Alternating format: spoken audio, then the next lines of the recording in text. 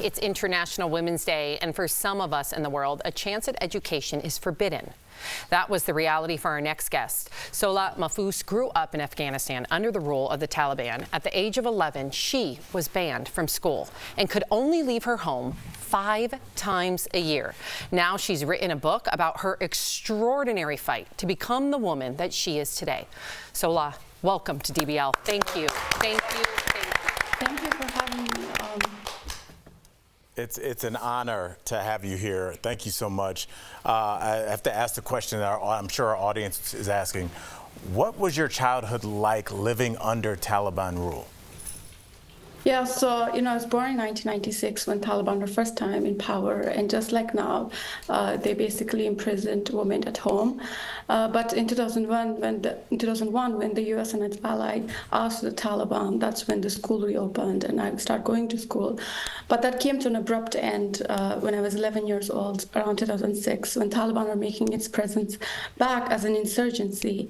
Like they were blowing themselves up, threatening schools and teachers, and so then a group of men came to our door and threatened us, my family, if I continued going to school. And so from that day on, as I grew up, I started to wear this suffocating burqa that covered me from head to toe, and I could only leave the home a couple of times a year, and I had to be accompanied by a male guardian. So yeah. Well, we're very happy to see your face today. Very happy. At 11 years old, as you said, this is what happened when the Taliban came. They suddenly shut down all the schools for girls.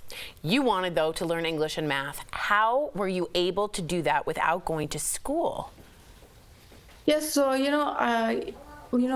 I started to grow up, the world around me growing darker and darker. And I was also seeing my brothers going to school, and they had meaning in life, and I felt like my life was so meaningless. But it's those dark times, the light came through my grandfather's words, and he said, if you know English, it's like opening a window to the world. And I needed that to look at the world beyond my home.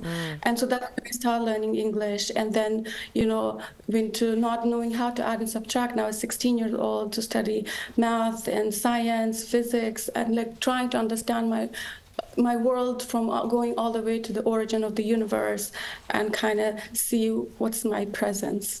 Wow. Well, your dream was to come to America on a student visa, but you were denied. And a woman named Emily from Chicago helped you. How did you meet her, and how did she help you? Yeah, so I was learning English, but I wanted to practice my spoken English, and that's how I met through an language exchange program online. And when I was talking to her, she told me that, there might be a way for you to come to the US. And so she started helping me to apply to the SAT, and that was not available in Afghanistan, so I have to go all the way to Pakistan. And then to get up, then I got accepted to universities because I did well on the SAT. But then even my visa to come to the US, even though I was accepted to colleges, was not an easy path. My student visa was rejected in just 1 minute.